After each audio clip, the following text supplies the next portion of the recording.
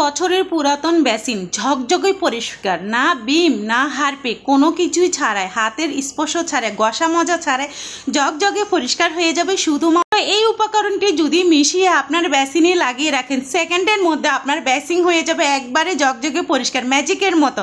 আসসালামু আলাইকুম রহমতুল্লাহ। প্রিয় দর্শক, সবাই কেমন আছেন? আশা করি সবাই ভালো। দর্শক, বেসিন যেটা আমরা প্রতিনিয়ত ব্যবহার করে থাকি, সেটা কমন বেসিন হোক বা কিচেনের বেসিন হোক, যে বেসিন হোক না কেন, এটা নোংরা হয়ে যায়।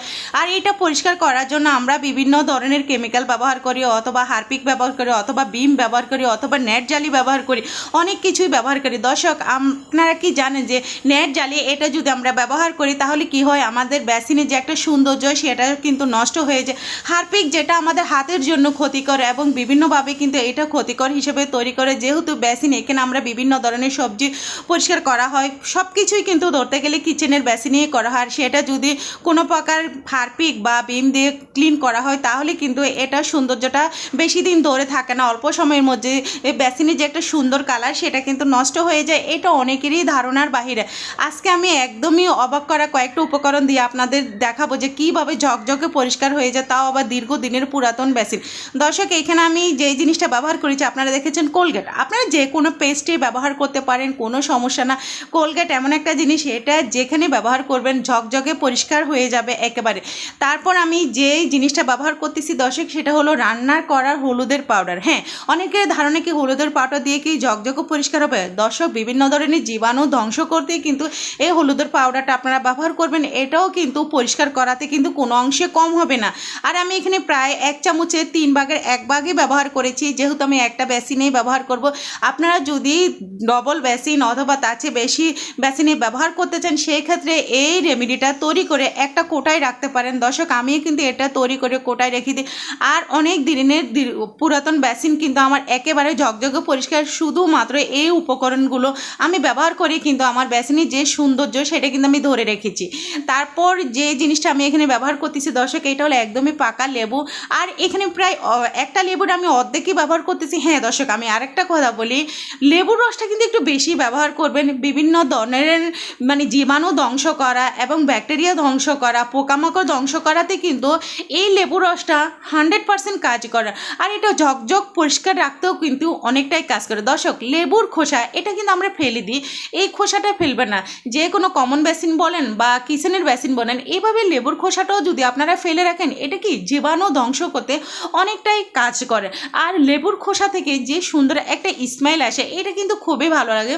আর এই খোসাগুলোই কিন্তু আপনারা বেসিনে রেখে দিতে পারেন।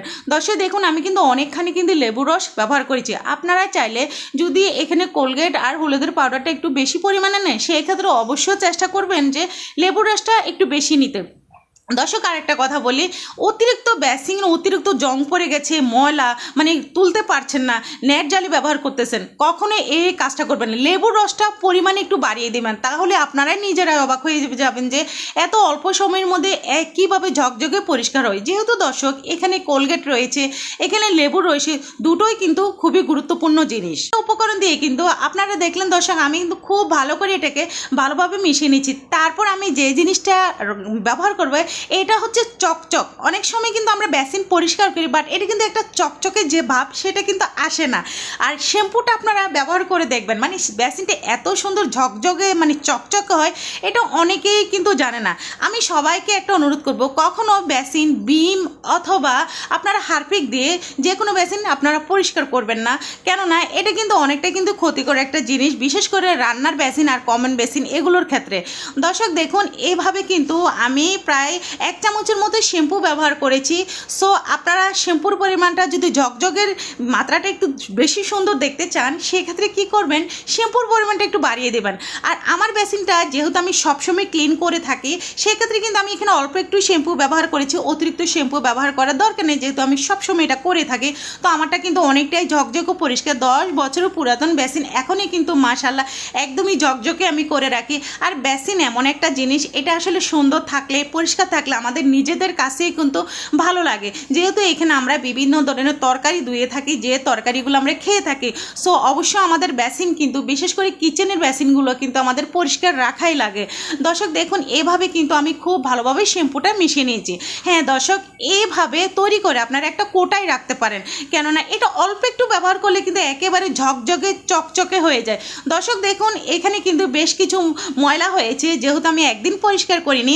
সো দেখুন এইটাকে কিন্তু আমি একেবারে দেখিয়ে দেবো কীভাবে নতুনের থেকেও নতুন হয়ে যায়। হ্যাঁ অবশ্যই সম্ভব। আর যে আমি রেমিডিটা তৈরি করেছি দর্শক, এটা প্রায় আমি 2-3 মিনিটের মতো একটু রেস্টে রেখেছি।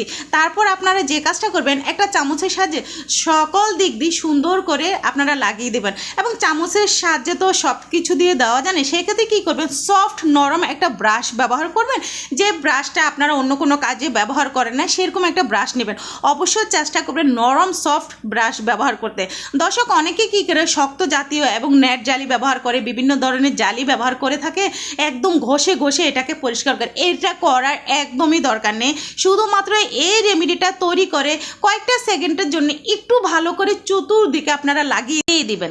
এই তো দর্শক দেখুন আমি কিন্তু একটা ব্রাশ নিয়েছি, আর আমার ব্রাশটা আপনারা লক্ষ্য করলে বুঝতে পারবেন আমি কিন্তু সব থেকে সফট একটা ব্রাশ ব্যবহার করেছি।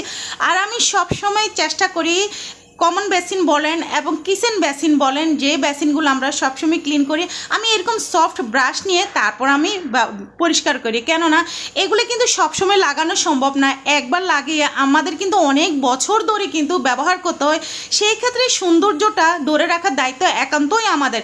আর এগুলো যদি সুন্দর থাকে নিজের কাছে কিন্তু ভালো লাগে, নিজেকে সুস্থতা বোধ মনে করি আমরা এইসব বেসিন পরিষ্কার থাকলে।